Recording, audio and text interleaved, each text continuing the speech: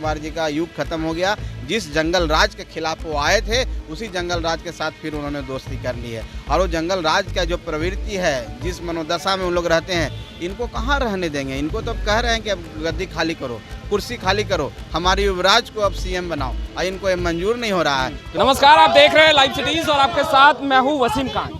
कभी संतोष सुमन जी सत्ता में थे और मुख्यमंत्री नीतीश कुमार को लेकर के वो बातें किया करते थे कि विकास का काम हो रहा है, मगर आज संतोष सुमन जी बहुत नाराज हैं। इतनी नाराजगी हो गई, कभी नीतीश कुमार के साथ कदम से कदम बढ़ाकर चल रहे थे और आज इतनी नाराजगी हो गई कि यहाँ बैठ गए। न नाराज नहीं है नीतीश कुमार जी से, हम व्यक्तिगत तौर पर थोड़े नाराज हैं। नीतीश कुमार जी के नीतियों के कारण है। हम ये जो नीति आई, डेमोसाइल नीति जो सरकार ने अभी 23 में किया, और जिसमें है कि बाहर के भी अभ्यर्थी आकर के यहाँ पर एग्ज़ाम दे सकते हैं, उनकी नियुक्ति हो सकती है, उस नीति के खिलाफ हैं। नीतीश कुमार जी से नाराज नहीं है। और लाखों जो यहाँ के युवा बेरोजगार हैं, जो पढ़े लिखे हैं, दक्ष हैं, हम उनके साथ हैं और उनकी लड़ाई जहाँ भी ज़रूरत होगी हम उनके साथ रहेगा। इसलिए हम लोग यहाँ पर आकर के ये दिखाने के लिए सिर्फ यहाँ आए हैं कि हम आपके साथ हैं। शिक्षा मंत्री ने तो स्पष्ट कर दिया कि डोमिसाइल नीति क्यों हटाई। उन्होंने बताया गणित और साइंस के जो फैकल्टी है, स्ट्रीम है, वो खाली रह जाया करते थे। अब आप ही बताइए ना कि हमारे राज्य में कितने कोचिंग सेंटर हैं, कितने प्राइवेट स्कूल हैं। क्या वहाँ पर बाहर के लोग पढ़ा रहे हैं? वहाँ मैथ नहीं पढ़ाया जा रहा है, वहाँ यहीं के युवा पढ़ाए हैं। यहाँ के युवा कहाँ से कहाँ जा रहे हैं, पूरे देश दुनिया में परचम लहरा रहे हैं। हम IAS IPS के एग्ज़ाम क्रैक कर रहे हैं। IIT में हर साल 10,000 लोग यहाँ के चुन के जा रहे हैं। तो क्या वो अक्षम है? क्या वो IIT का एग्ज़ाम उस स्टैंडर्ड का नहीं होता है जो बिहार का स्टैंडर्ड?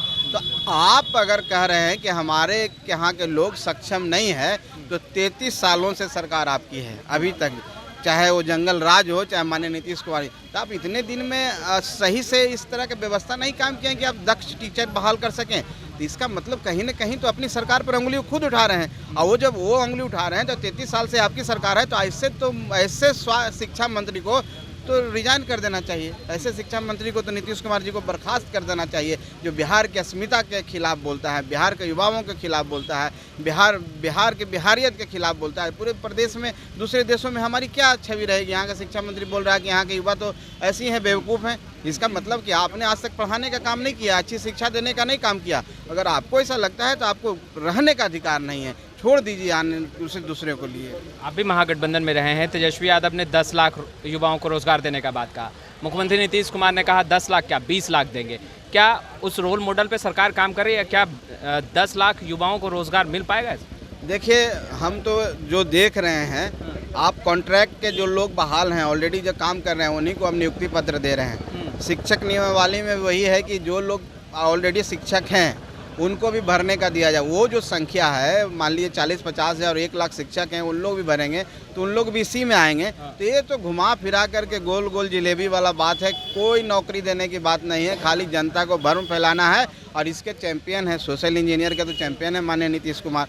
दलित को महादलित बना दो, पिछड़ा को अति पिछड़ा बना दो, उसको ST बना दो, बाद में ST केंद्र सरकार का सब्जेक्ट है, वो समझा करे, लेकिन हमको वोट ले लेना है। तो इस तरह के काम नहीं चलेगा। जनता समझ चुकी है, नीतीश कुमार जी का युग खत्म हो गया। जिस जंगल राज के खिलाफ वो आए थे, उसी जंगल राज के साथ फिर उन्होंने दोस्ती कर ली है। और वो जंगल राज का जो प्रवृत्ति है, जिस मनोदशा में उन लोग रहते हैं, इनको कहाँ रहने देंगे। इनको तो अब कह रहे हैं कि अब गद्दी खाली करो, कुर्सी खाली करो, हमारे युवराज को अब सीएम बनाओ, और इनको ये मंजूर नहीं हो रहा है। तो विधायक को तोड़ने की क्या बात चल रही है राष्ट्रीय जनता दल के द्वारा, जदयू को। अब वो विधायक टूट न जाए, इसलिए नीतीश कुमार जी सबसे घिघिया रहे हैं, सबसे आरजू कर रहे हैं, विनती कर रहे हैं कि हम लोग साथ रहिए, साथ रहिए। हो सकता है कि अगर उनकी बात नहीं मानी जाएगी तो चुनाव में भी जा सकते हैं, डर से कि अगर कोई नहीं है, हम नहीं रहेंगे तो कोई नहीं रहेगा। पूरा क्षेत्र के विकास के लिए सभी को पूछ रहे हैं, भाई कितना विकास हुआ? अब क्षेत्र की विकास की बात हो तो हम लोग तो देखे हैं ना कि विधायक लोग कितना बेचारे रोना रोते हैं। अच्छा। अब मुख्यमंत्री अगर इतना ही था तो पहले से सुनते ना, क्षेत्र की बात, समस्या उनसे सुनते। कहाँ सुना जाता है? आज ही क्यों सुना जा रहा है जब इस तरह की परिस्थिति हुई है? कोई क्षेत्र के विकास का मतलब नहीं है। उनको डर है कि मेरी पार्टी टूट जाएगी और राष्ट्रीय जनता दल उसकी पार्टी तोड़ने वाली है। इस डर से वो इस तरह काम कर रहे हैं। कौन तोड़ेगी पार्टी? राष्ट्रीय जनता दल तोड़ेगा। सीएम तो उन्हीं को बनना है, कहाँ किसी को सीएम बनना। जो सीएम बनने की चाह रखेगा वही ना तोड़ेगा। बिहार में खेला होगा एकदम खेला, 5 से 10 दिन में खेला हो रहा है। विपक्षी एकता की एक अहम बैठक बुलाई गई थी, उसके बाद एनसीपी में टूट। अब राजनीति संतोष में देखिए, विपक्षी एकता तो सिर्फ छलावा है, सिर्फ दिखावा है। लोगों को भ्रम फैलाना है। विपक्षी एकता किस बात की एकता? जो एकता कुछ सौदेबाजी पर ख़त्म हो जाती, सबकी विचारधारा अलग अलग, सब कांग्रेस के खिलाफ बनी हुई पार्टियां हैं, कांग्रेस से अलग होकर बनी हुई पार्टियां हैं, कांग्रेस के खिलाफ बनी हुई पार्टियां हैं। जो सबकी विचारधारा कांग्रेस के खिलाफ है तो कांग्रेस लीडर कैसे बनेगा उन लोगों का?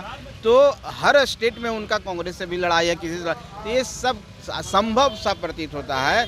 ये संभव बात कभी नहीं होना है, सिर्फ दिखाने की कोशिश की गई है नरेंद्र मोदी के खिलाफ हम खड़ा हो जाएंगे, हम खड़ा हो जाएंगे। और सबकी महत्वाकांक्षा है प्रधानमंत्री बनने का, तो प्रधानमंत्री तो देश का कोई एक बनेगा। ये स्विट्जरलैंड नहीं है कि हर साल एक प्रधानमंत्री बनेगा, इसलिए ये सब बात नहीं होनी है। ये पूरी तरह से फेल है और आप देखिएगा कि आने वाला जो इनकी बैठक जो तय है वो भी बैठक नहीं होगी। लालू प्रसाद यादव जो कि बिहार के राजनीति के धुरंधर माने जाते हैं, संतोष सुमन जी, क्या लगता है बड़ा मास्टर प्लान जो है वो तैयार कर रहे हैं और इसका अंदेशा मुख्यमंत्री नीतीश कुमार को है? आपकी माने तो देखिए, हम तो दोनों को जान रहे हैं, दोनों के साथ करीब से काम किए हैं, दोनों अपने क्षेत्र में माहिर हैं, तो निश्चित तौर में दो चालाक व्यक्ति को चालाकी उसको समझ में तो आ ही जाती है, तो चालाकी समझ ली है, इसीलिए वो अपनी चालाकी कर रहे हैं कि कैसे हम बच जाएं। अब उन दोनों में लड़ाई है, बचना कौन बचेगा, कौन हारेगा, कौन जीतेगा, खाली देखिए 5 से 10 दिन में खेला। बच पाएंगे कि नहीं? संतोष सुमन जी का अनुभव क्या कहता है? नहीं, मेरा तो अनुभव है कि अब नहीं बच पाएंगे, अब नहीं बच बहुत मुश्किल हो गया है। अब माननीय नीतीश कुमार जी के जाने का समय आ गया। तो एनडीए की तरफ रास्ता खुला है? नहीं, एनडीए की तरफ मुझे जो लगता है कि वो रास्ता बंद कर दिया गया है। अगर रास्ता खुला होता तो कब के चले गए होते। इतनी नाराजगी जी। तो आपने सुना, संतोष सुमन को स्पष्ट रूप से कहते नजर आ रहे हैं कि एनडीए की ओर तो रास्ता बंद है और कहीं ना कहीं राजद जो है वो जेडीयू में एक बड़ी सिंधमारी करने जा रही है और इसका अंदेशा जो है वो मुख्यमंत्री नीतीश कुमार को लग चुका है। खैर, स्टूडियो में इतना ही, आपका बहुत बहुत शुक्रिया।